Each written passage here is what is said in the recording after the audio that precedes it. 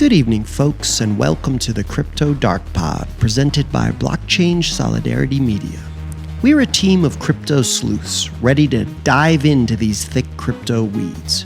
We are not afraid to expose the darkness and deceptions that run rampant in crypto.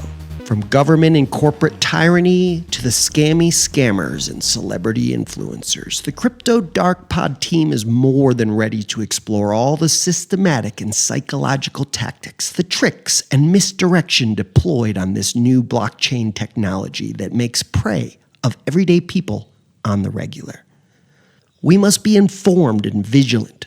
Together, we can learn to defend ourselves from these scamming hijackers, which is why we at the Crypto Dark Pod invite you to join us on our exploration into the dark sides of the blockchain. Go get your flashlight. Welcome back to Crypto Dark Pod, everyone. We're back again, and it's a little bit dark. I'm in a little bit of a darker mood this week. Usually bright and spritey on on the podcast, but bit dark where I'm at. And so I wanted to back with my obviously co-host Pudding. You're here. I wanted to ask you, buddy, how you are, and what if anything dark has happened to you this week? Because I'll tell my little story after. But yeah, I just thought it'd be a bit different to ask, like what's happening in your world that might be a little bit dark this week. Hey, yeah, I'm doing pretty good. You caught me off guard. Let me think. Yeah. Has anything dark happened to me in the last week? Well, I'm traveling, so I am back in my home area. Left Guatemala. I'm on a 3-week little stint. Brought my kids, and my wife stayed home, so she's running the spot while I get to be here in the U.S. and enjoy some time off, so a much needed break. But has anything dark happened? Let me think Well, about this. aren't you up in upstate New York? Doesn't it get cold and blustery up there? So maybe it's just physically dark in a way. But it's summertime, so it's very very hot in the daytimes, and light. It's light until about 9 o'clock at night right now, because we're in the kind of peak of the summertime. Maybe it's like 8:39, something like that, where it's getting dark. But yeah, I'm trying to think. Don't stress too much Go for about it. it. No, I mean it's a good thing. It's a good thing not for anything dark in your life. So that's for folks listening who are like, why is he want something dark? Like that's no. So that's good. That's there's nothing. So don't be stressing to think of anything. I'm Yeah, just in. nothing too dramatic. We had to fire a manager, but that was like darkness for Oh, my wife. But that went down yesterday. So that's, I guess, my thing is the we caught a manager stealing. So that's dark, right? That's right. There you go. right. I was gonna say Yeah. that's when you fire a manager, it's for a reason. So that's probably light for you and dark for whoever got sacked. But oh yeah, I mean that's dark anyway. Stealing shit? No, fuck. Right. Well, scammer, stealing. My Scammer, God, right? Yeah, maybe yeah. you should interview her for this pod. My God, or him or her, whoever. Well, it's funny. We Yeah, we we yeah. just got cameras, and so we, it was we've had cameras for maybe the last 3 weeks. Don't really use them. It's the point of it isn't to be Big Brother, but when there's a problem, you can check the cameras. And my wife Right. asked me to check the cameras. She said that the manager, she ran into him late, and he seemed drunk, and she doesn't understand because you're not supposed to be drinking while on shift, and that was very clear. And I started kind of going, it's a little bit tedious going through the cameras, but dude had 9 drinks on his shift. 9 drinks. Well, like, it's a 7-hour shift. He had 9 drinks, and I didn't see a single drink get entered into the till. So I guess that's some form of darkness. So he was just taken out of the fridge. We have a Okay. we have a beer tap. So he was just Oh, filling his glass, right? And so he's been a manager for the last like month, and I'm just like, oh wow, I've never actually looked at this. So this is probably the right, guy's right. probably gotten through a couple kegs of ours. I was gonna say, yeah. I mean, if he's on, what I was just thinking is if he's on 9, do you know what I mean? You don't just escalate one day from 0 to 9. So that suggests to me that No joke. he's been going for a while, building up maybe 2, and then I'm getting away with this 3, then 4, then crikey. So You know, you might humans are gonna human. human That's gonna that. human. Yeah, exactly. Oh my god. Well, cheerio for him. My god. Well, I've just got my darkness is I was having a great. I'm on Koh Tao, which is a little island here in Thailand, and I've just moved over to it this week, and I was having a great time on the weekend there, and yeah, like I had a little bit of a swim, some cocktails, which is not really like I don't really do that, but yeah, I'll treat myself to some nice cocktails. It's a nice day, and had a lovely day. Music, got some nice people, met some really nice people, and met them the next morning, and was happy, sprightly. Oh yeah, life's so good. Sat down for a coffee with this guy I'd met the day before, and he was like, "You do know the story about this island?" And I was like, "No." And he was like, he leant in. It was almost like something out of a movie. He leant in. Here's me like chomping on my bacon sarnie sandwich, and he was like, "This island's called Death Island. Did you not know about that?" And I was like, "Death Island?" I was like, "Oh God, what's this?" Turns out that in the last few years, four people have been murdered on this island, and it's internationally known as Death Island. Hmm. Um, yeah, dude, it's like some weird stuff, and like and you're probably thinking, yeah, shit happens everywhere. I mean, like far flung places of the world as well as home, people get murdered, like hoopity doopity doo. You know what I mean? But when you go from having a nice paradise time and sunshine and cocktails, and then you're suddenly finding yourself back in your room googling sort of these horror stories of like young British couple, sort of in the beach right next to me were sort of like raped and murdered, and it was a big corruption cover up, and a few other people have been murdered, and like, it's such a small island and it's such a small community here. It's kind of like it's inescapable that it's on your mind because you're just walking down the street. It's almost like when the American horror movies, it all happens in a sleepy little village. Do you know what I mean? It just brings Right. it home to you.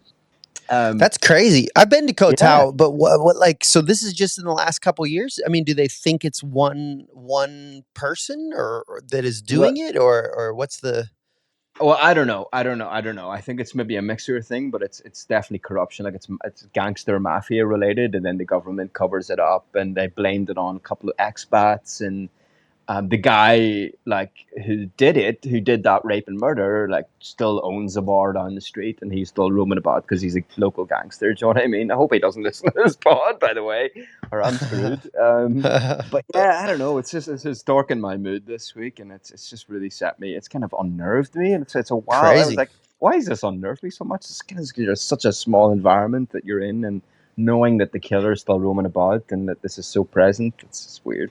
Anyway, I don't want to fucking dark in the mood too much, but I just thought like, yeah, crypto dark pod. Maybe I'll just tell this story. And anyway, folks listening, sorry if that's ruined your day. It kind of like buffled my week. I don't want to buffle your day, so stay with us.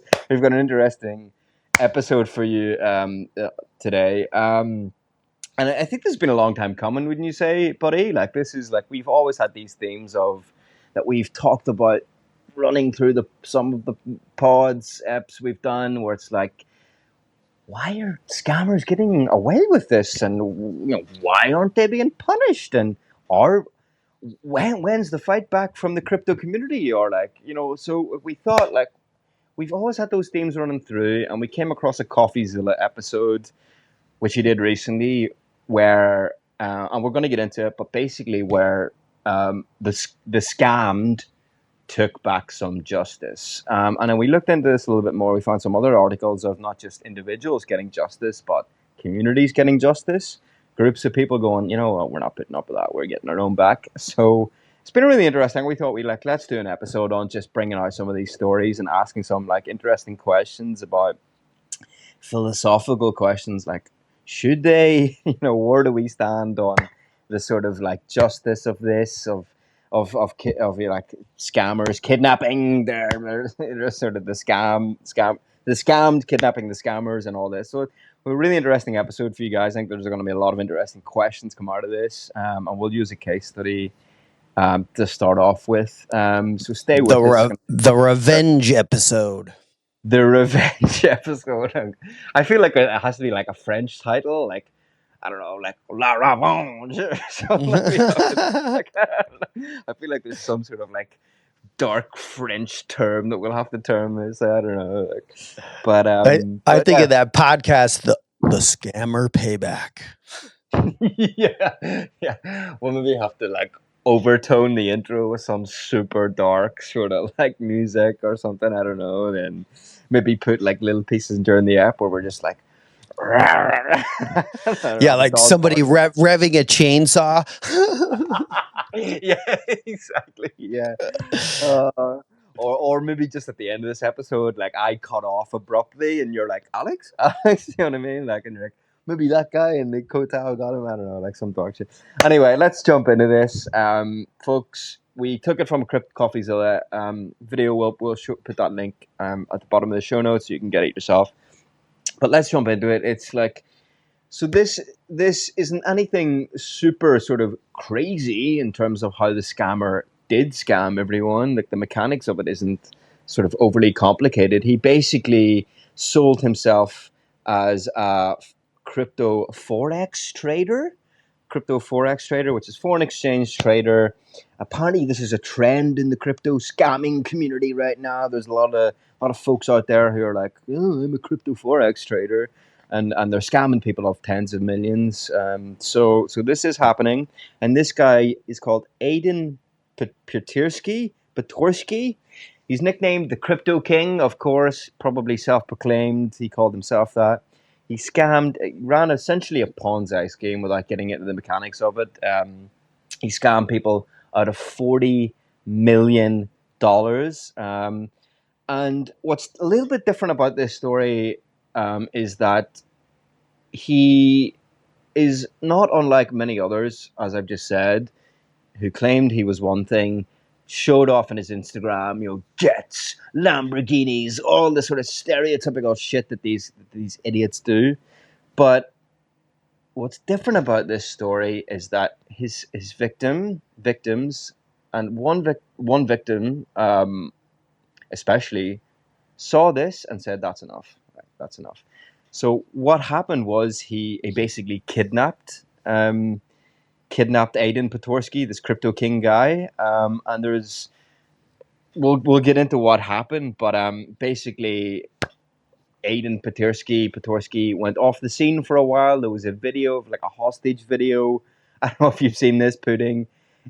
There was questions about whether this was like real or fake. Did he fake the kidnapping to get like sympathy or whatever? But it turned out to be real, and he was pretty like badly punched up in the video. So like there's some interesting questions that we're going to get into a little bit later about like sort of justice around this, and whether like victims of scams should be like kidnapping their scammers. But this guy got kidnapped. What do you think of this so far? Like putting like just well yeah I mean, you have this like you said, it's very classic case. You have a guy on Instagram flashing his Lamborghinis, talking about his amazing life, selling himself as this brilliant forex trader, when behind the scenes the reports are he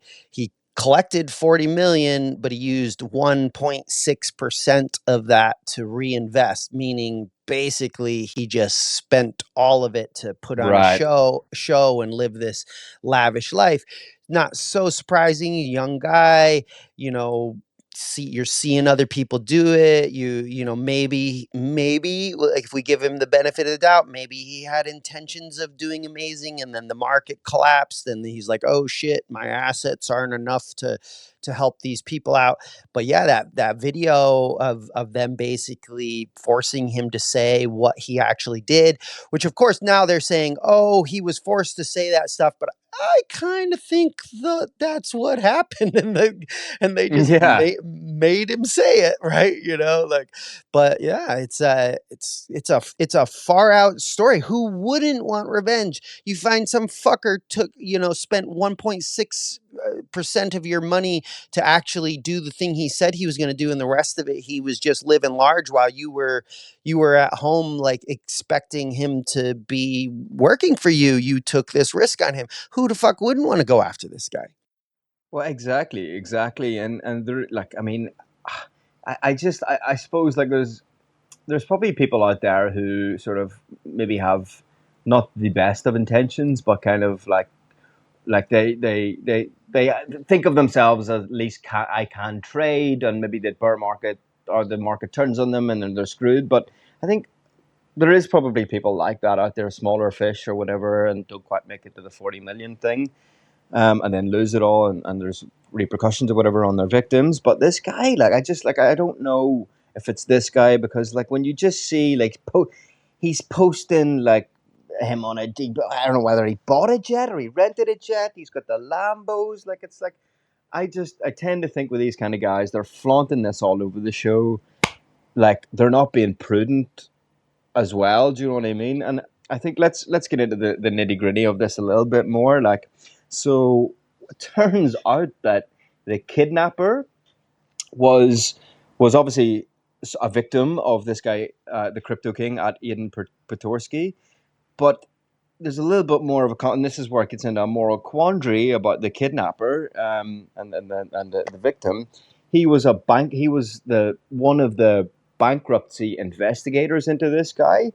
And it gets quite interesting because I think the company that he worked for was Grant Thornton, which is like an accountancy consultancy firm that would do this kind of thing when it goes belly up. And he was able to use his position in that company to see that, not only, obviously, he had lost his money, but he was able to see that the crypto king was hiding money. He hadn't lost it all, um, and hadn't spent it all. He was still keeping some from his own trust fund.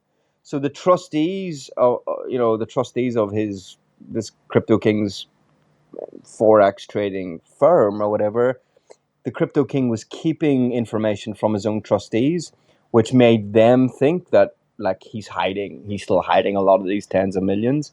So this bankruptcy guy, this victim who in his day-to-day life invested in the crypto king, he finds himself in the bankruptcy. But I don't know how this happens, but he finds himself investigating the crypto king. He's able to see he hasn't spent it all. He's still fucking got the money. Probably gonna buy another Lambo. And yeah, he's telling us it's all gone. So this guy was in this unique position of being like a victim, but also knowing that there was still money left. And that's Coffee's, at least, sort of says, like, that's probably the reason why he was like, I'm going to kidnap this guy and, like, get my money back. Do you know what I mean? Like, so, he was in this kind of weird, unique case where he was in that position to know that if he kidnapped this kid, he could get his money back, maybe. Whereas a lot of victims probably just assume that the money's gone. Is not interesting. I thought it was a really interesting angle. What did you think of that? Yeah, I mean, I when I was reading about that, I'm still kind of confused because there's all these names being thrown around of who was involved, but there's only one that they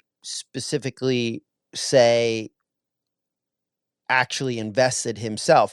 And there's like some assumption that maybe these other people that got arrested for this kidnapping, um, that maybe they were invested as well, but only this guy that you're speaking of, I'm not finding his name, but he he's the one that he was involved. Yeah, I mean, we can only postulate, I guess. Maybe he saw this information, maybe he wrangled up some other people that had invested, and they're just like, let's do something about this. I mean, I can say, as a person who has been robbed in my life, I I have sought and looked for revenge. I empathize with Yeah. these guys. I mean, I definitely I can see the moral quandary in it, but at the same time, I'm kind of like, yeah, good on you.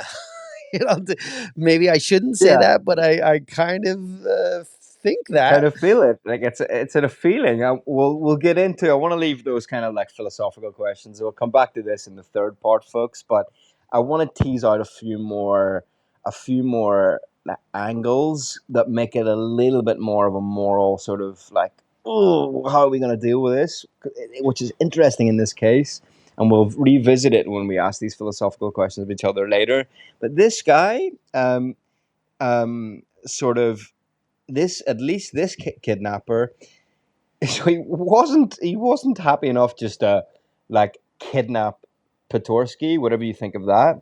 But he wasn't just he had lost 700 grand, right? And here's the thing: he had lost 700 grand, but he wanted 3 million back, right? And not only was he like asking for Petorsky to get that much back for him, he personally he also threatened his own company. So he turned around and he, as I understand it, threatened Grant Thornton, his own company, to go, look, you're in I'm going to physically threaten. I guess the power trip of kidnapping this kid went to his head, and it was like, oh, maybe like he felt like powerful. I could physically like kidnap the Grant Thornton investigators, like my own fucking colleagues. Do you know what I mean? And I'll hold them hostage for to get me my millions back as well. So this guy, not he Can you didn't. explain So that? I missed that part. What is it that he? How was he going after his own company? What was that all about? How did well, that? How was that working? he just.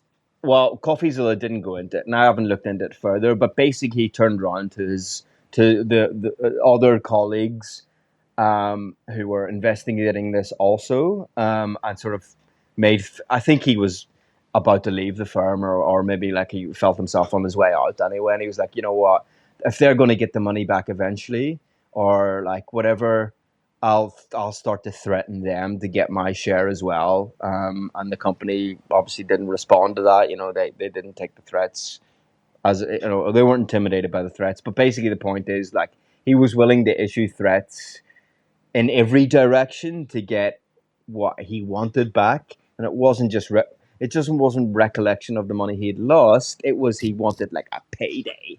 So Coffeezilla he brings this out in his video because it's like we could maybe sympathize with this kidnapper or this victim. In a way, like if he was just wanted his money back, we on one level we can see, okay, like you want your money back, but he was willing to go these steps further, and also he was getting greedy. You know what I mean? So these kind of questions we can ask later, like, do we sympathize with the kidnapper to some extent? How much is it right to go to lengths to get your investment back?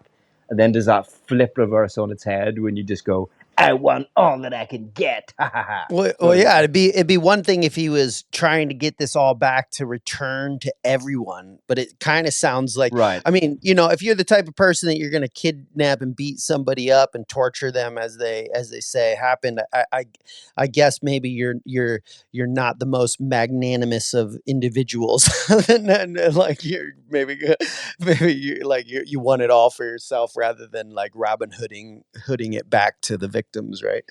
Yeah, exactly. Yeah, sitting punching the life out of some dude. You just don't see V for Vendetta doing that, or any of these other. You wouldn't see Robin Hood in the background beating the shit out of the sheriff. You know what I I mean? I think Yeah. a lot of us normal, whatever that means, but us kind of average people who we would maybe get ripped off and dream of revenge, but the actual act of doing it is a different ilk of human, right? Like it's one Yeah, it's like one it's one thing thinking about it and imagining it, and there's another thing actually actioning it, right? And this guy crossing this cross, crossing the and line. I think Well, it says what type of person. If you action it, it kind of gets a little bit into the type of person, maybe.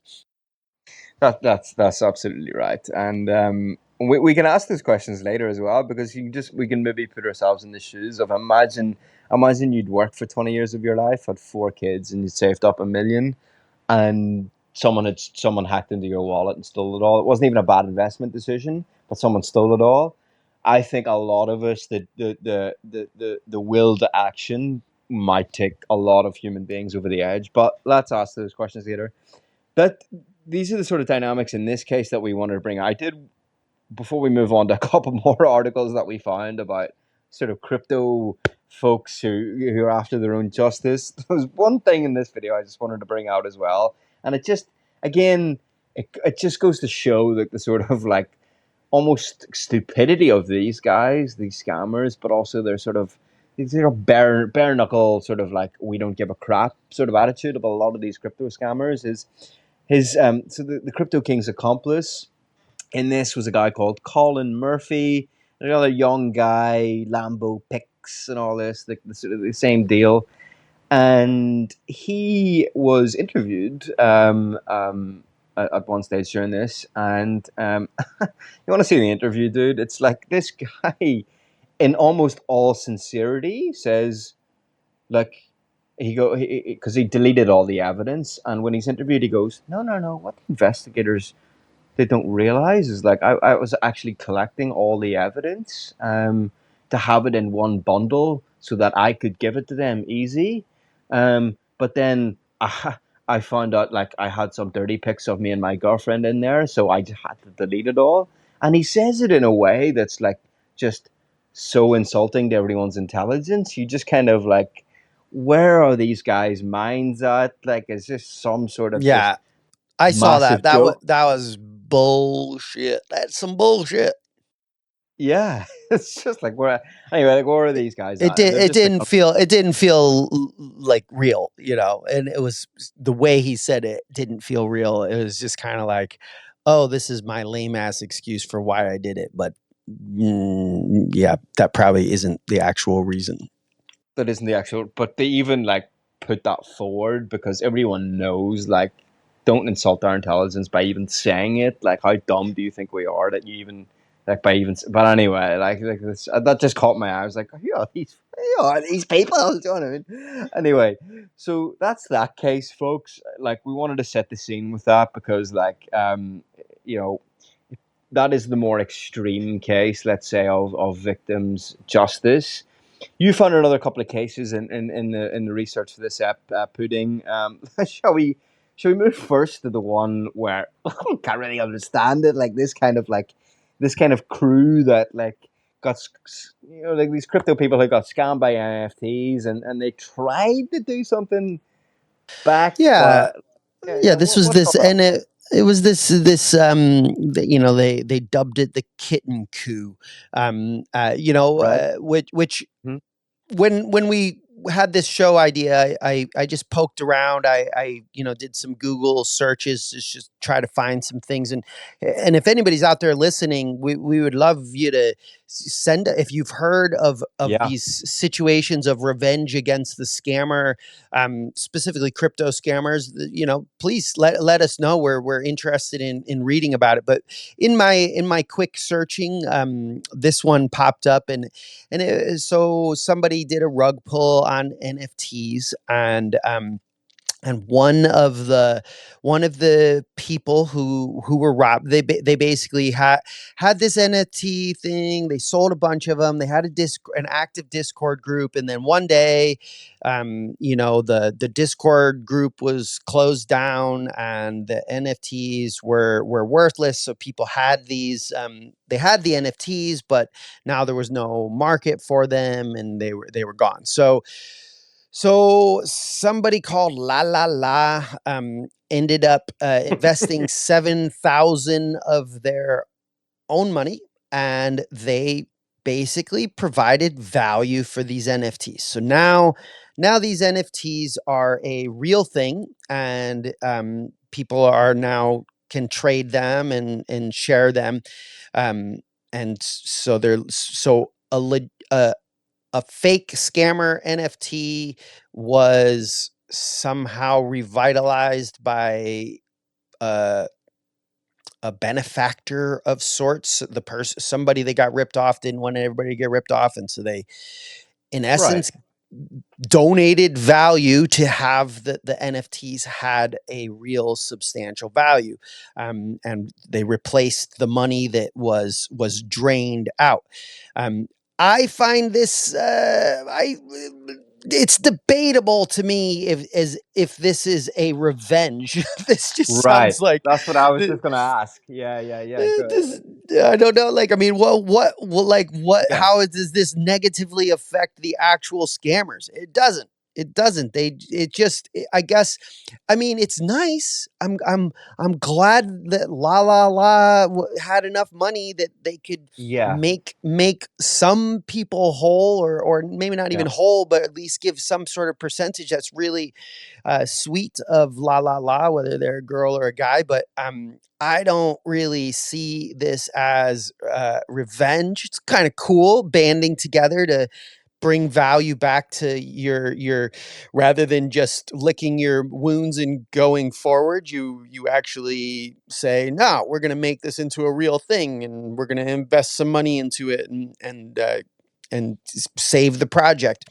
And Cool. That's the cool. article is called "Scam Kitten NFT Revenge." So this is why we wanted to look into it. But I think let me ask you this because this is why we're sort of like teasing out these little like what is revenge here, and then we're gonna have a think about ourselves about what way like this could actually work and some imaginaries about how we do this. But I guess like this is compared to the one we've just looked into with it, like the kidnapper goes out and like the victim goes out and kidnaps the scammer.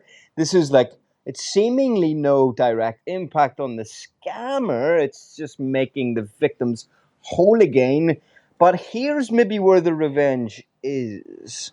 If not to that one scammer, maybe the revenge to scammers in general. And here's where I'm going with this. What they were maybe thinking is if we can make the scammed whole again, will this disincentivize scammers from pulling this same trick because um, they know that like they may not be able to get away with it as much. And then I was like, no, but what do they care? They're off with their money anyway. Do you know what I mean? It's like so it's not Yeah. any disincentive to The them. only thing I can see, if and this is the whole bunch of what ifs, Right. if the scammer was a person who got off on harming other people, and this was, they obviously wanted the money, but that they also secretly kind of loved the, like, I got those fuckers, yeah, and they feel Yeah. better about Right. themselves from it. Right. then Mm, then I yeah. could see that it would, if the scammer had this malicious need to truly harm and see people harmed, and they now like stood up in the face of it and were strong, and maybe that's the only way I could see that it could work as a revenge. But that is a whole bunch of what ifs. I think more likely the scammer is just kind of like, all right, well, whatever, good on you, I got your money in my pocket, right? That Right. like, Right. like that's the way I think more likely. I don't think that scammer could give a fuck. Oh, great, you spent more of your money, you dumbasses. Yeah, That's yeah, probably. it's probably that. Yeah, he's probably sitting going, "You had to spend your own money to make everyone whole again, you fucking idiots." Do you know what I mean? So he's probably giggling and laugh. He or she is probably giggling. Yeah, you're right.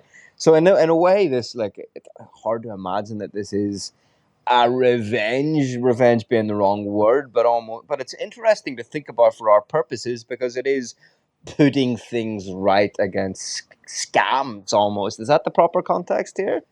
I mean, for me, this is a little bit of a jump in subject, but it almost feels like psyops. It's like, oh, this is what like some police force wants you to think is revenge, or it's almost like, well, we don't want people actually taking revenge, so let's highlight a story about how people spent even more money to work together to save themselves. Like Yeah. it just feels like the cookie cutter version of revenge that, like, that a police department wants you to think is revenge or something. I don't know. Like, nobody's harmed. You spent your own money again. Yay! You got revenge. You get a gold star. Yeah, yeah, keep doing that. And yeah, especially when there's so much institutional corruption and you don't know who the real scammers are. And I know that this is not a system. Personally speaking, I think like, you know, whoever upped their money to sort of help out the people who were scammed here, I'm not going to sit and say sucker. Like, I mean, good on them if that's what they wanted to do. But from a sort of macro perspective here, like in terms of, I don't see this as sustainable. Like, it can't be that we need, sort of like angels popping up to sort of make everyone whole again. Like, that's just not a sustainable way of, like, if you're serious about like stopping this. So I mean, that would be my angle. We'll get into like some ways here of what we could do. But for me, it's not a bad thing. You do what you want, but like I just I just don't really. I'm not. Joe, I don't know what you feel like. I just don't. It's not really sustainable. This. Yeah, what do you think? Yeah, I mean, I in my world, this is not revenge. Yeah. More power to you. Glad that a person was able to give value. I'm all for it, but yeah, I would not be I don't think I'd be I guess I would be, you know what? I would be satisfied if somebody aided me in like making me whole on some investment or partially whole. I would be like, "Oh, thank goodness. That's nice." But I Yeah. would not Right. feel like I got those scammers. Fuck you, scammer. No, I would just be like, I'd probably feel a little bit sorry for the the person who had to donate all that. Maybe I would want to Mm. like help them or something. So from a sense of community, yeah, all for it. Yeah, go for it. I don't have an issue with it, but calling it revenge on the scammer or a kitty coup or whatever they called it, it's a little bit of a stretch in my world. So let's bounce on to the next article then, and that maybe sits somewhere in between, maybe this kitty coup one and the kidnapper one. In terms of like what is revenge and how far should we go, and it's from my understanding of this. This is like basically what happened here is, um, there was an inside. It's almost like insider trading, folks. It's like this woman who Ribbon, was it Ribbon Labs or something, and she Mm-hmm. got like, she knew what was coming down the pike, and she got in on the game with Ribbon Labs. And when it was released, she sold them for Ethereum's token, and made her bag essentially. And there was Mm-hmm. an online sleuth. I can't remember the name. Maybe you have it in front of you, but like, it's not overly important. But he or she noticed, just by sleuthing on Twitter and on Etherscan, and they could see like who actually did this, who was selling these Ribbon Lab tokens or whatever, and sourced it to this person who works at this company, who would have had this insider knowledge, and he released that it was her, and the consequence was that the firm that she worked at, their reputation's obviously in the shithole. Her reputation's in the shithole. She's lost her job. Her at least her public identity is wrecked, obviously, because she's done this. So that in a way is like not physical. Like, this online sleuth didn't go out and like kidnap her, but he like rallied the crypto community to sort of bring down yeah Yeah. online justice, and I'm a lot more comfortable with this. I mean, let's tease out where we're Right. comfortable and stuff with this one, Right. but So this guy was yeah, go ahead. called Yeah, he was called Gabagool, which I love that yes, name. It's kind of a really cool name. So that's right. he's That's called awesome. Gabagool, and so he noticed these wallets. I read the article a few times. I still don't fully understand. Somehow, this person on Mm, the inside of Ribbon, this woman, somehow had created all these wallets, and she was these like people that were buying or receiving this airdrop. Somehow it was she was switching it, and then she was just automatically making it into ether and kind of draining the system. She had a little bit of a heads up, and she used the airdrops. She made all these accounts, and she immediately turned them into ether. Sort of was like just draining the liquidity of what the Right. airdrop was.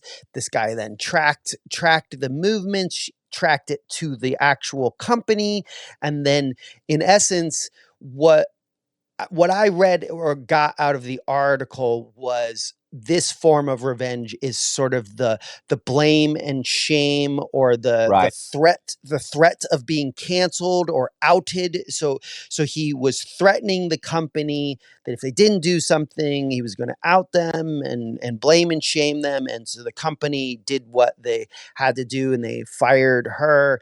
I'm not sure if any money was paid back. I don't see any of that, but somebody lost their job. A company had to admit of some wrongdoing. So yeah, I mean, I think if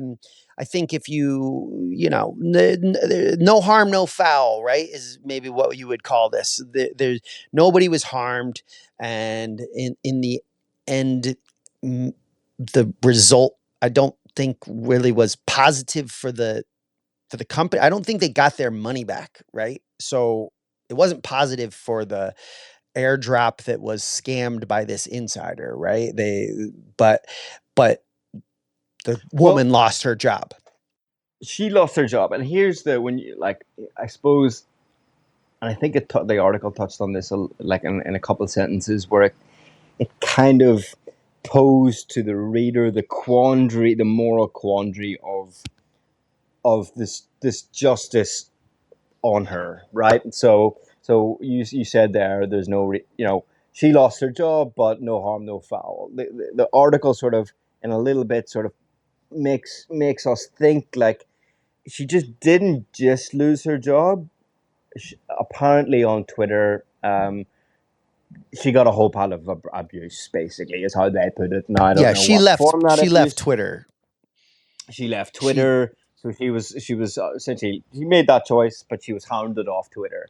And I guess I don't know if the article went into it, but I guess there's people out there that would say, and I want to get your thoughts on this. There's people because I don't know how I feel about it, but kind of, you know.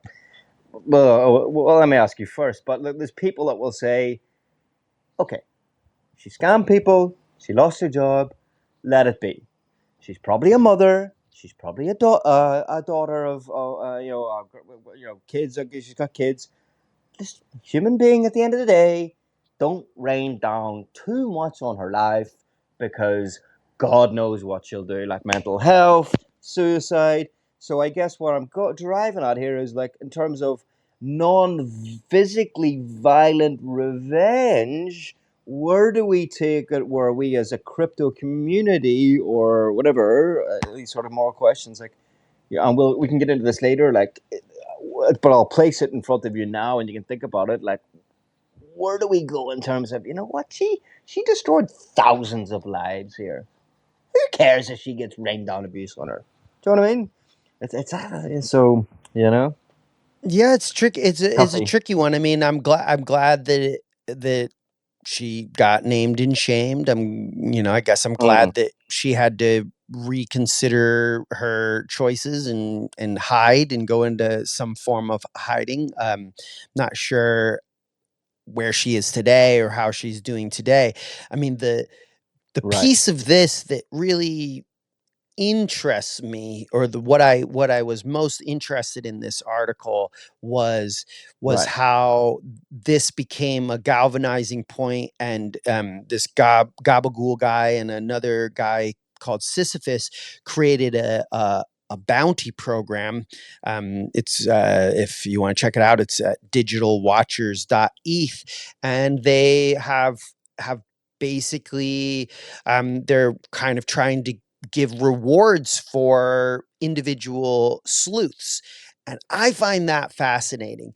So, I mean, this goes back to questions that we're always yeah, asking here. Like, yeah, what do we do as a community? How do we counteract this rampant scamming reality that is in crypto?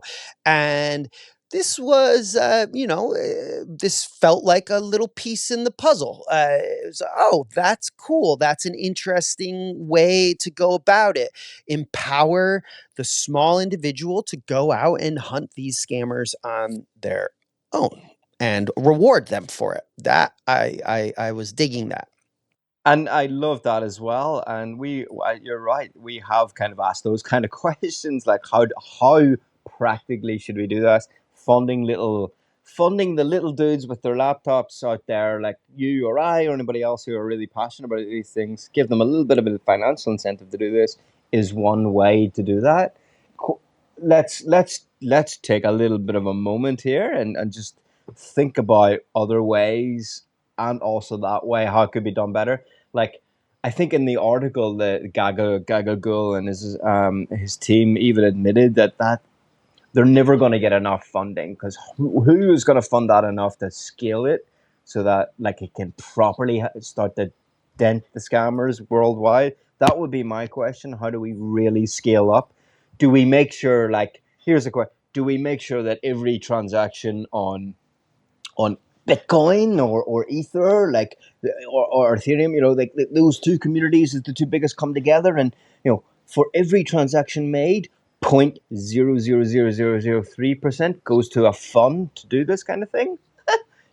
I mean, that's for me is how the crypto community actually gets serious about it and scales it. But then you get into questions of like, you're doing what with my money? Sorry, no, I didn't know. You know what I mean? So Right, is it a right. free market questions?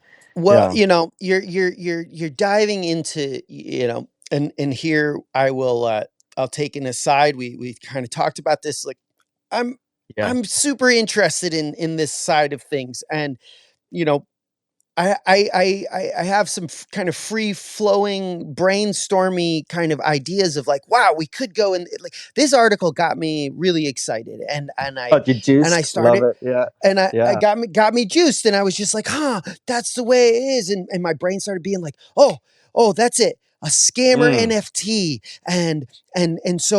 let's flip it on its lid. Mm. Instead of Mm. buying an NFT, this would be an awarded NFT.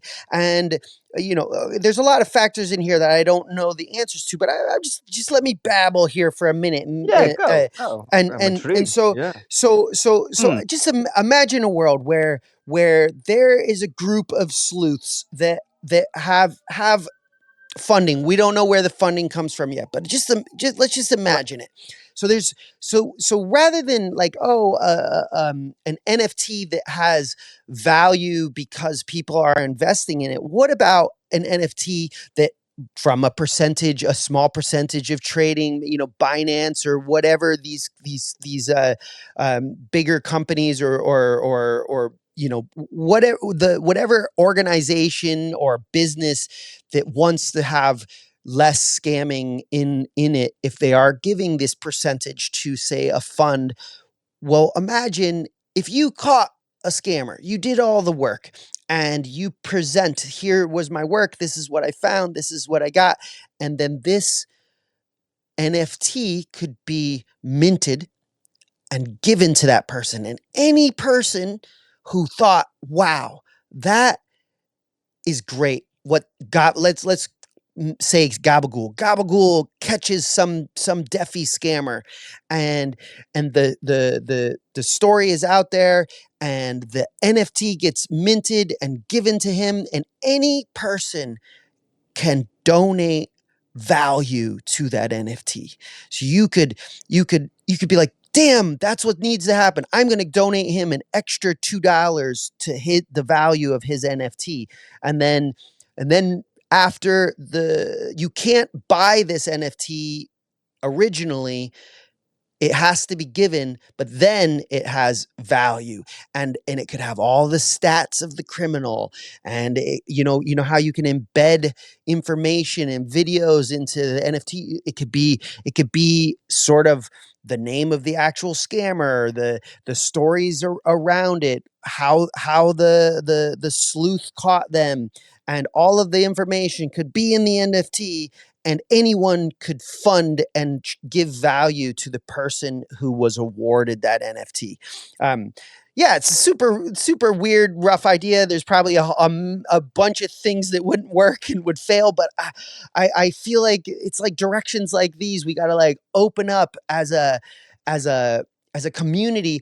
This is back to this thing that we had this little conversation, me and you, the other day, Alex, of just this Yeah, concept of like it's got to be fun. If you're gonna catch scammers, it's got to be fun. We have to figure out how to gamify it. So I'm not saying my little we NFT do. idea has to be the thing, but we gotta like we gotta make it fun. It's gotta be something like like a sleuthing adventure, but it's real life, and anybody can join in, and anybody can participate in it, because it's not going to be one guy doing it. It's got to be all of us constantly calling out these scammers, constantly being like, there has to be a threat that a scammer has to be like, oh my gosh, be I don't want to be like have my head be on one of the scammer R us coins, you know, like or Yeah, whatever the coin gets called, or the NFT gets called. But I'm just like, wow, why wouldn't we just have a token or an NFT that is just fully dedicated to catching scammers,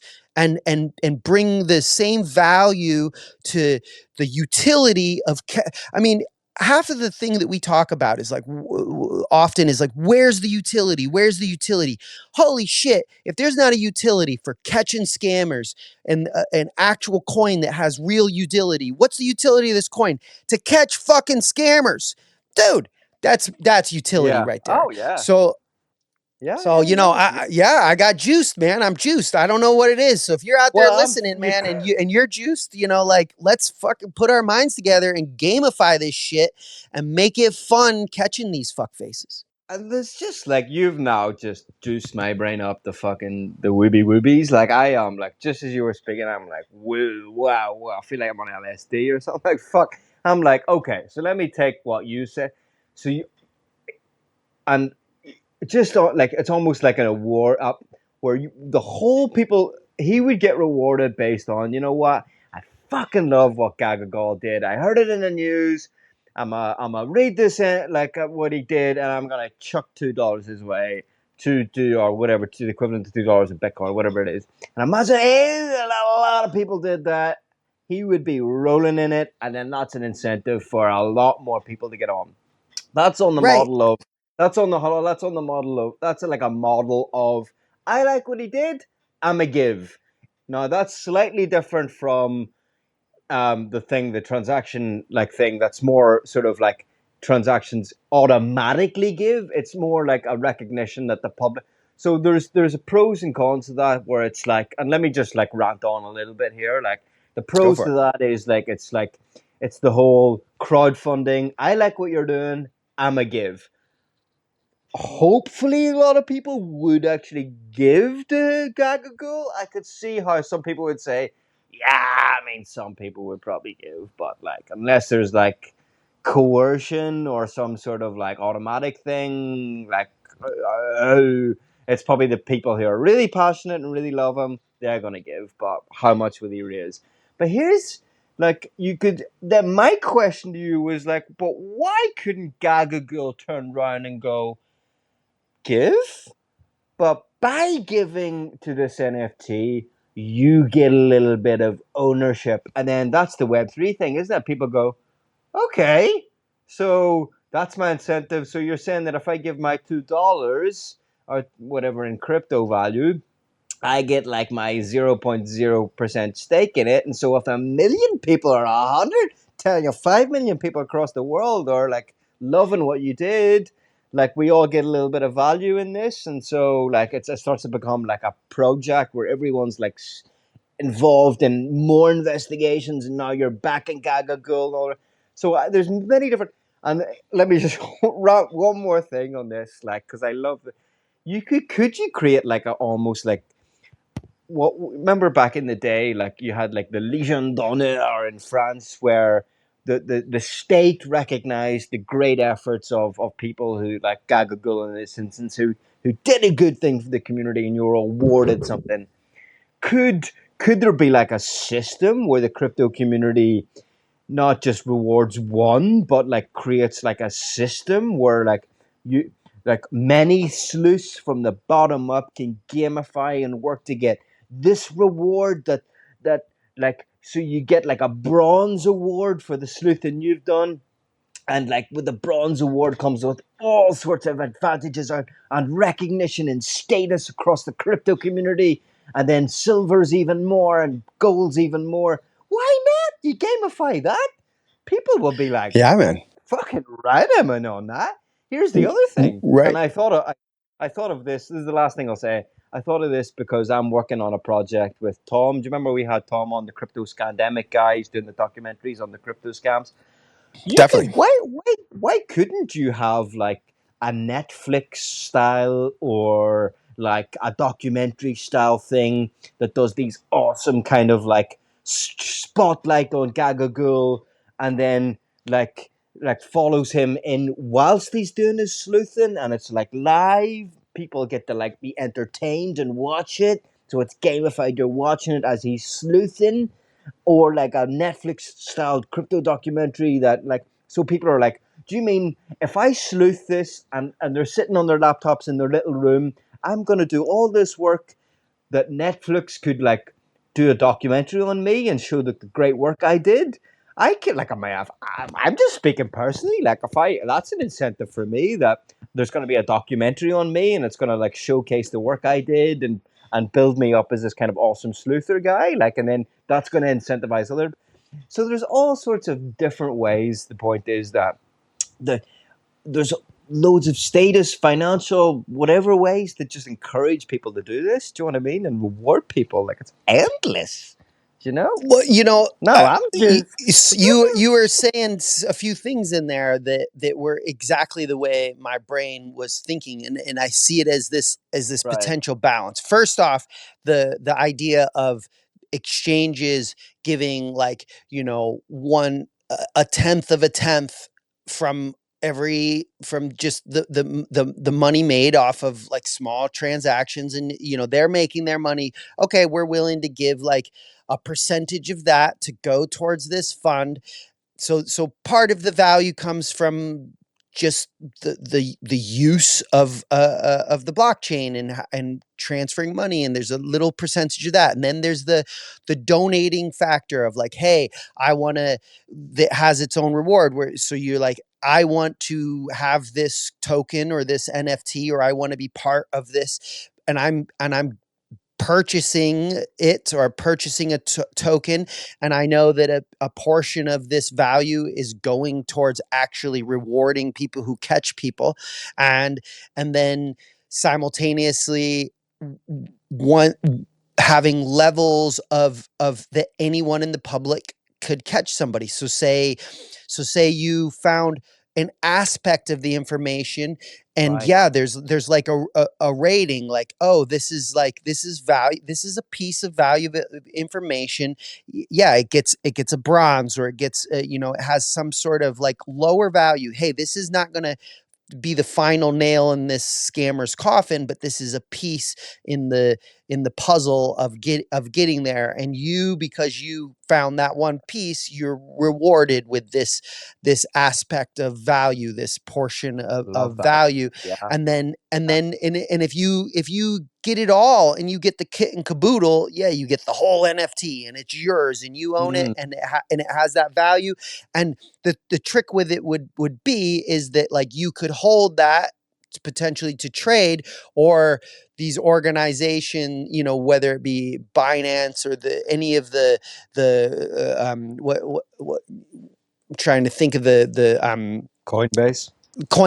that was Coinbase. You have my muttering brain on link. These bigger companies that they agree that like, hey, if this gets awarded, we will purchase this for the value that it is given, and so if the person just immediately Right. wants to make their paycheck, then they get it, and then anybody can rebuy this from whoever owns it. And what it carries is the information, and anybody can access and look at these. So you can go these NFT collectibles, anybody could go and look at them and see the like kind of the wall of shame of who was caught, how they were caught, all the information. I don't know, man. It's so And it's a like historical relic as well. right, It can right. become a collector's item for. This was the first sleuth that really broke down this massive crypto scam that started the trend where we all, that started a revolution in how to go about crypto scams.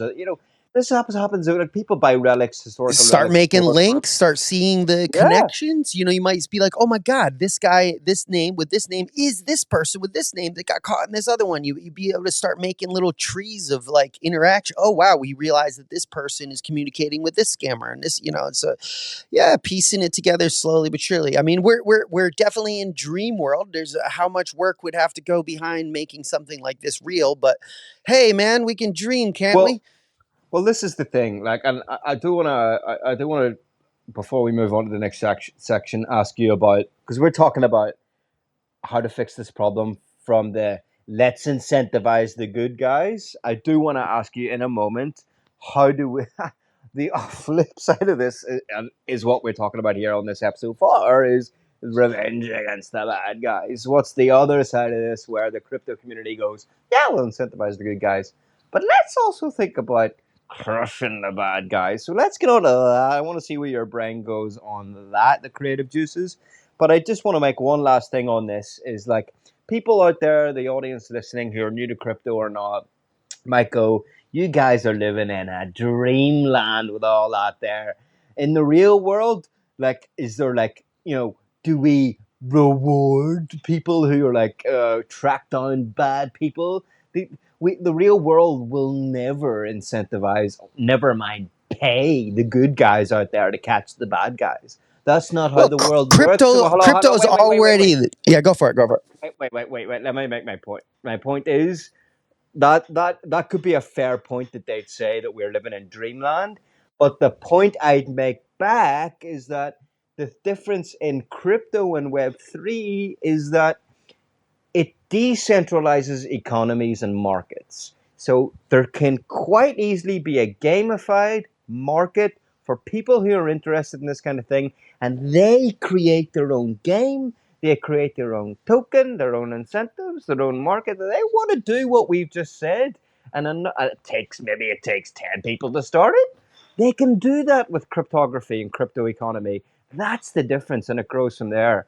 With the world that we live in right now, you can't do that. But with decentralized economy, this could be very real and quite conceivably feasible. Do you know what I mean? Sorry, go ahead, man. Absolutely. The only thing I was going to add there is crypto is the wild, wild west. It's unregulated, and of course, in the mainstream reality, no police department or no organization is going to want people creating a value for catching everyday criminals in everyday life. They would that would I don't know. You'd Right. probably even have you know problems, whoever created something like that. But now we're getting into this like unregulated area where how, how do people even spot that you're even doing this thing? I struggle to see. We're not the I don't think the coin would ever, or the token or the NFT would ever be about actually doing any physical harm. That would not be the thing. I think if we're going in a direction with this, it seems like we're going in the blame, shame, call out. Hey, I don't want my face on one of these scammer coins. Like it's like you disincentivize the act of being a scammer by the threat that, like, oh, if this group catches me, then my face and information, I'm going to be doxxed as a scammer. that the world can see for the rest of my life from a historical artifact, as you mentioned, right? So we're not, I don't think Right. we're asking for people to go out and, like, kidnap and torture like happened to this No, no, we're not advocating that. We're no, no, more no. advocating, like, hey, like, the police aren't doing shit. How many shows have we been talking about? What are the ramifications? Give me a case where a scammer was brought to justice. It's not happening because the justice doesn't know how to even handle this wild west of crypto. They don't know how to even go about it. For me, it's pretty straightforward that we have to manage this ourselves from internal, because the police are like, just think crypto is a joke. They don't even know how to go there. I mean, maybe there's a handful of people that realize and recognize, but I mean, they aren't going after scammers. The governments in general. There's maybe Oh, some absolutely. guy in some closet of the CIA somewhere that has like 5,000 cases to muddle through. One dude. One dude, just like, I'm gonna change the world. Yeah.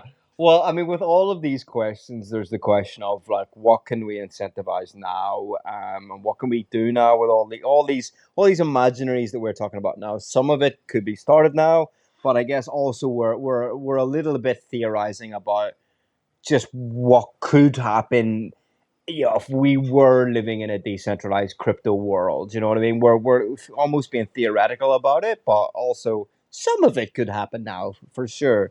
And but so there. But my point was like, we can with crypto incentivize folks, um, um, and with money and status within that kind of world, we can do that with our gamification and markets in crypto, which is different from the real world.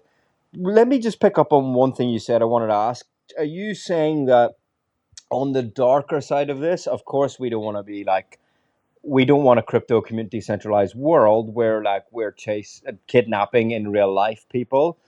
We don't want to incentivize that at all. But is there a short? On one side, we have incentivize the good guys. Is your answer there to disincentivizing the bad guys? Is the naming and shaming is as far as we can go now in the world that we live in, but also in a fully decentralized world? That's how far you would take it in terms of revenge on the individual, is the naming and shaming. So that's the Well, first question I have for you. Wait. That's the yeah, go. first question. That's the first question. Is that how far you would take it? And also, if it is, here's a problem with that: is that in a decentralized world, even now, I should say, people are anonymous. Do you know what I mean? You might not Mm. be able to name and shame them. So what else can you do? Yeah, I mean, it's true. We're not talking about an easy task here, and I think, Right. there's a few facets to your question, that I would answer in say, yeah, naming and shaming. If you can find the name and you can find whatever, if you can dox the individual and find out who's behind the avatar or moniker or whatever. I mean, that would be one piece of the puzzle. Maybe it's just an account and you just can have the name. You can be like, watch out for this person, but yeah, I see what you're saying. How do we actually find these anonymous people? How do we really legitimately track them down? I mean, maybe incentivizing because they have friends. So if a scammer will always turn in another scammer if there is Right. maybe money to be made. So maybe there's something in it from that direction. And I think the last piece or last answer to your question of like, how far do you take it? Is that where it ends? I would say, well, maybe one of the things is these packets of informations on if we're going with this sort of NFT brainstorm where all the information collected and all of the research sleuthed is now like embedded on this NFT. Well, that not also a great thing that now we're at this phase, you turn that information over to the proper authorities and it's already set up in a form that the police are kind of able to digest. It's like set up in a with the final goal of like, we're turning this information in, and here's the information we found, and it's in a form that is digestible for police departments or legal. Oh, right. So you're saying like we'll take that and we'll give it to real world authorities so that they can actually do something with it, and then Yeah, like there's there's once real it's world the gold, repercussions. once Right. it's the gold NFT. The gold NFT means like prosecutable, like real evidence, right? And so everything leading up, all of these NFTs that we can't quite fully solve it, but it's a piece of the puzzle, and this is building to the gold standard NFT that gets released with all the final information and all of the minor clues leading up to it are all get packaged into this one last NFT, and then that also is a piece of evidence that can then be turned into the Okay. police, So and you hope that could go to some sort of arrest or some sort of repercussions for this behavior. got it. Okay. I wasn't sure where you were going with that. Okay. Okay. So you're right. So instead of naming and shaming, that's one step. The next step is the actual. That's a How piece of long? it. Naming and the shaming is a piece Yeah. of it, right? Okay, so that's fine, and then the real world comes in, and there's a rest and the rest. Let me ask you this, just as the last question on this, then we'll move into the next section. This has been interesting. People are probably like bubbling with their own ideas, and if you are, we'd love to hear them. Let us know on Twitter or Instagram or whatever, like what you're thinking, because there's just so many possibilities here. But let me ask you this, putting one last thing. If and we've always posited, and we don't have any faith in the police. The police are just corrupt. The real world police, they don't do anything about it anyway. They're corrupt and all that there. In a world where we have to just rely on ourselves, not the state, and we can't identify the person because they're anonymous, but we've identified their account. And of course, they may have many different blockchain accounts, but whatever. We've identified an account. And if there was even some way we identified all their accounts, we have to punish them in some way. We can't punish them in the real world. We have to punish them digitally in the blockchain crypto world. Do we turn around and go, gotcha, we're taking everything in your wallet and we're draining it? Do we go, nope, not going to do that. It's a bit far. Okay, we're not going to do that. But what we will do is we're going to restrict your movements through digital communities. You can't go here, and if you go there, you'll have to do this. We're maybe going to tax you to enter here. There's going to be fees. Basically, in an information digital world, punishment might not mean it's not going to mean you're arrested in real life and all that. It's more, you can't go here, you can't access this, you can't know that, you can't use your resources there, or we're taking your resources when you want to go there. Do you know what I mean? It almost, information and value is the stuff that you have to punish in a digital blockchain world. Does that sit well with you? Just before we move on to the next section, are you like cringing at that, or do you think that's So discussion that we can have? Some libertarians might be like, I don't like this, I'll do that. Do you know what I mean? so it's a great question, and definitely gets into some moral quandaries, I guess. And I'll just kind of, off the seat of my pants, respond with the way that I was thinking as you were asking it. I sort of feel that the face of this amount, we're in imaginary land, but if we're taking this as like, oh, okay, this could really be, and this could really happen. So for me, you'd have to say it's already borderline vigilante, what we're talking about. So I feel like it Right. would be a slippery slope how far we went, and I do think that draining people's accounts would be that next step of like, maybe if it was like draining it only to refund who was scammed, I could maybe sort of see that. But I also think that this is like strange territory, that maybe that's not what the coin would do. I think probably the coin or the token or the NFT, whatever form that this would manifest itself into, it it would probably need to stay fairly blame and shame and dissuade people by not being named and doxxed, and you'd have to go in that direction. But you would probably be able to quite easily have a little side branch that is not officially associated. Mm. you know with, you know the, you know the the dark the branch. the anonymous branch that actually Mhm. would maybe do some of these Robin Hoodie things, but possibly the the the the token coin NFT that would be garnering all the attention should probably stay fairly uh uh from a civics standpoint, should stay pretty moral and pretty straightforward, and in a way, um, like have baby teeth as opposed to sort of like shredding shark teeth. Right. Away from the token as that sort of standalone idea that has its pros as is, would you be encouraged if the crypto community developed systems and structures that if you were to scam someone, your access and your resources are gonna be punished, taxed, restricted, limits, fees? If you're a scammer, Absolutely. that's the end of you in the digital world to some extent. Is I that mean, sit the comfortably trick with is, you, don't or people just change shells though, right? So, oh, they did everything right? in under these wallets and under with this IP address. And I mean, how easy is it to just change shells, and now you're Shapeshift. over here with a different, I mean, why?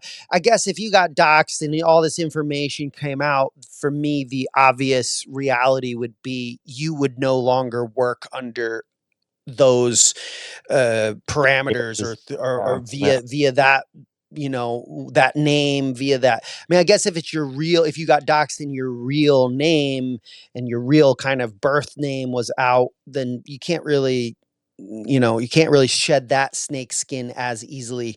But in general, I think obviously anybody Well, working these under yeah. those things, you wouldn't want them to have access, and you could be taxed, but I just don't know how that would work. I just feel like the scammer would just be like, okay, drop all that shell and start another shell, right?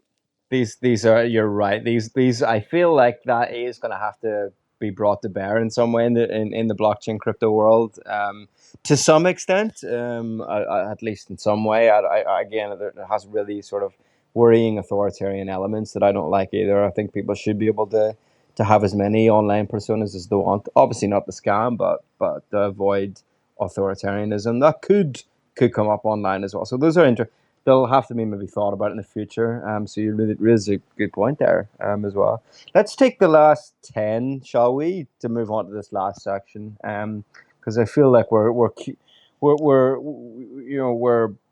we're moving in a really nice direction here, and if folks are probably wondering like where are you going with all this, and we've walked you through a few stories of what's of justice or revenge out there in the world. We've posited what we think now could about those stories and what other imaginaries we could do that are like productive and efficient and valuable as revenge or justice or whatever.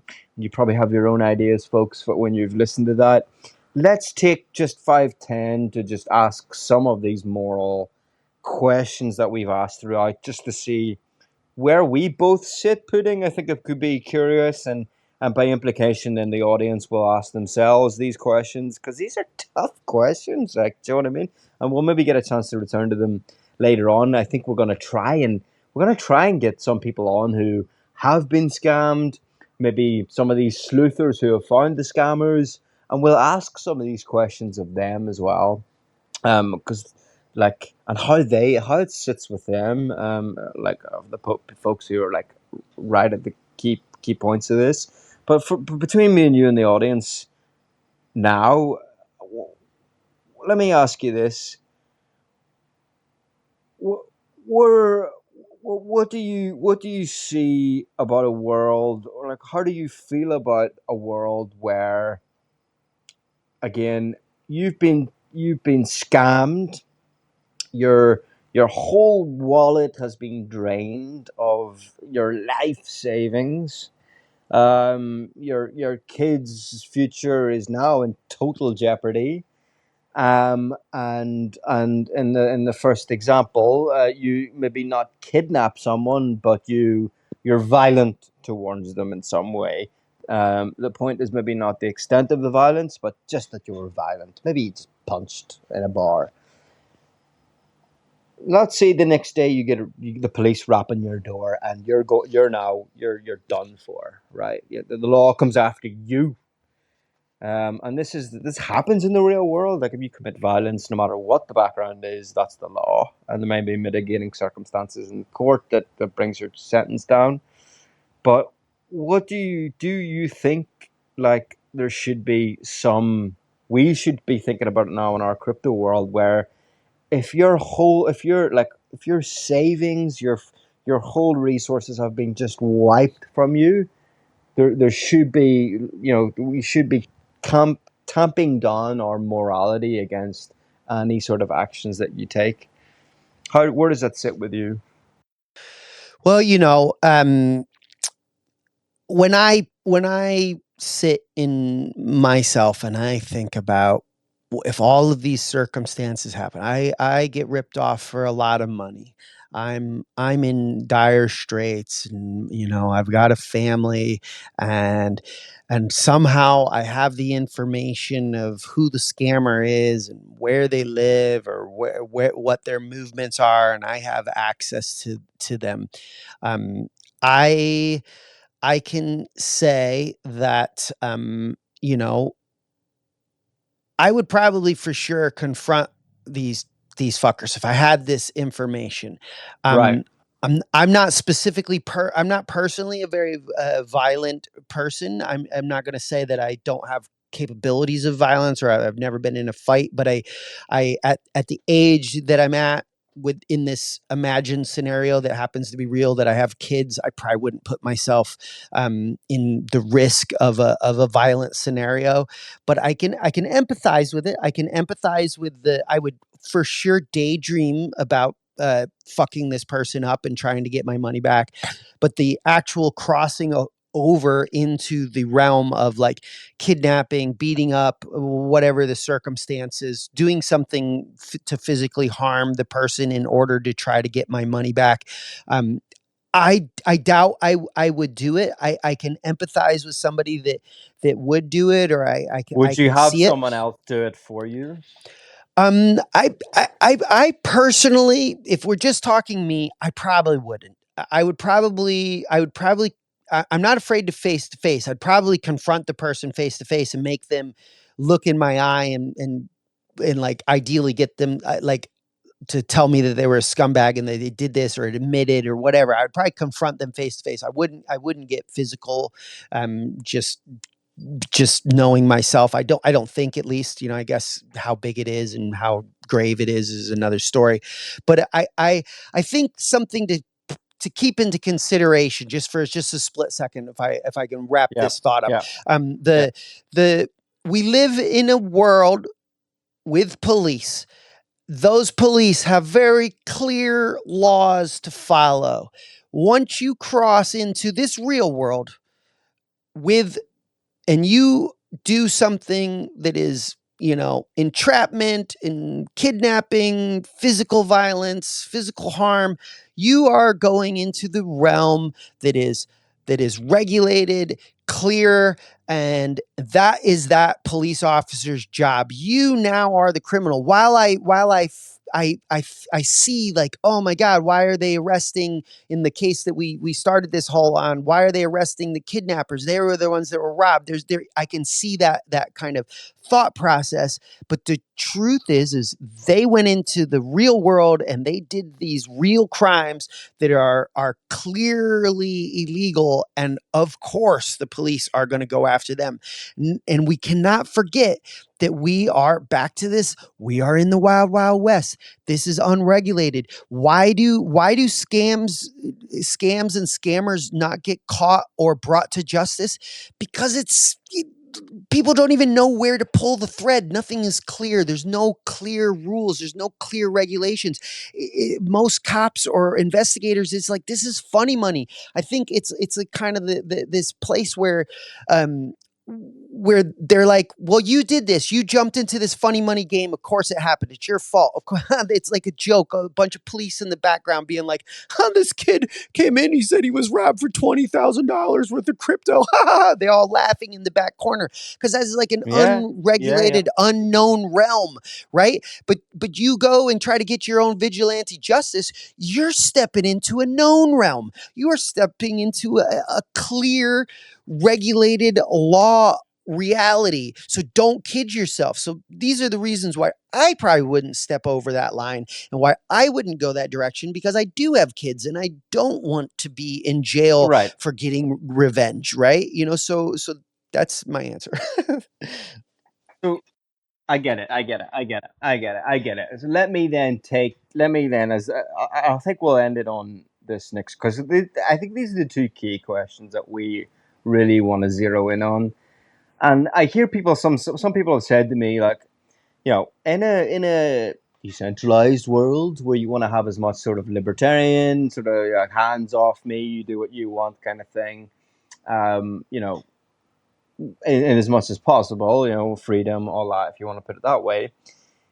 If we start from the posture in this world where if you know if there's scammers out there, and there's a minority of people who are scammers in the crypto world, and when we get into this decentralized like world, and we don't rely on the state to do this, and we're just kind of building these systems ourselves. Just go with me here for a second. And you still have these minority of scammers, overall minority, who are just doing such amount of damage, right? Just damaging people, and sort of like running away with hundreds of billions still, and so easy. Should the crypto decentralized world just have the posture of there's more good to come from vigilante justice? We don't want to police it anyway, and we can't because we have to be hands off. And whatever harm comes, non-violent harm, right? Because it's digital. So whatever the vigilante justice, the scammed guy wants to do from to the scammer, what he like drain the wallet, or keep chasing him down for the next 10 years and drain his wallet, or drain his family's wallets, or drain his friends' wallets, whatever. We can't police it as a decentralized community, and that just allowing vigilante justice to happen is a good thing, because it'll have if you just let them loose, it'll have such a blunt force on the scammer, that it might, next time you come to scam, the scammer could be sitting there going, holy shit, there is actually, like, fuck, this could really backfire here. Do you know what I mean? Because I think, as you've just articulated, the reason why we don't seek justice in the real world, vigilant, we don't go down and, punch the guy who's just wrecked our children's lives and has a big smile on his face, is because we know we're going to be in trouble for that punch. So I just think when it's non-violent, and a crypto scammer has destroyed the life of a family member and posts his Lambo pics, should a decentralized world just go, okay, well, we're not good. If you want to go off and ruin the scammer's life, go ahead, buddy. Should we just be allowing that? And that might have the effect of stopping the scams long term, and then just let people have their justice. Absolutely. I mean, I'm all for it. I do think that this is possibly the only forward direction to take like a proactive direction, something in this vein, and then maybe on the tail end, the police come in and say, "Hey, we don't want you to do this anymore. We're stepping in. We have our regulations and rules now." But as of right now, they're not ready. And this is one of you sort of said something just then that for me is a key point. Up until now, up until currently, there is no, like, why not be a scammer? There's nothing to happen to you. There's Mm, nothing to dissuade yeah. you. Why not be a scammer?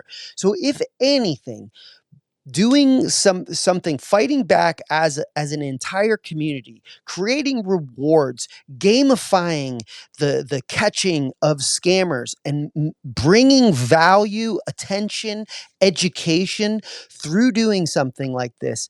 The other piece of that puzzle is it's the first thing to potentially dissuade the scammer. It's the first thing of like, huh, maybe I don't want to do this. I could get my face on this, Scammers R Us NFT coin, and I don't want that. Like, but as of right now, there is no thing.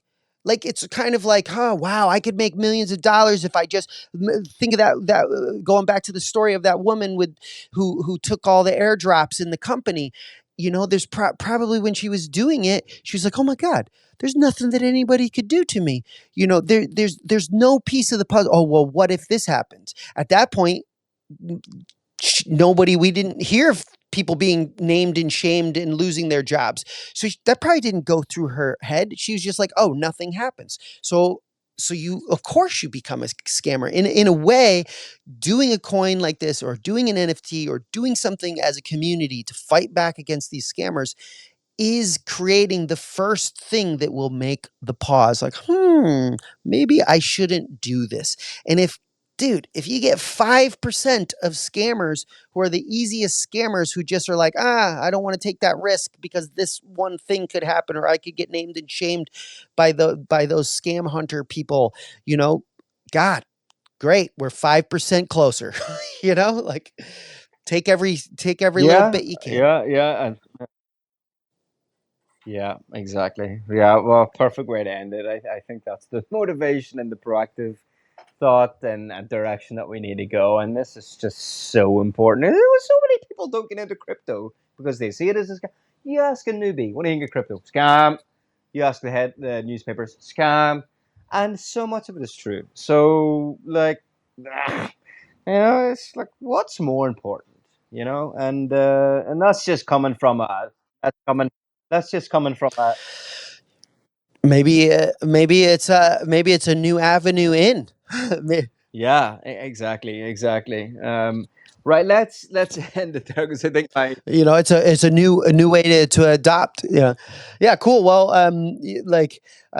so I hopefully everybody out there enjoyed the show, and maybe got your brain thinking. Maybe your brain works even better than me and Alex's brain, and something in our conversation sparks something in your brain.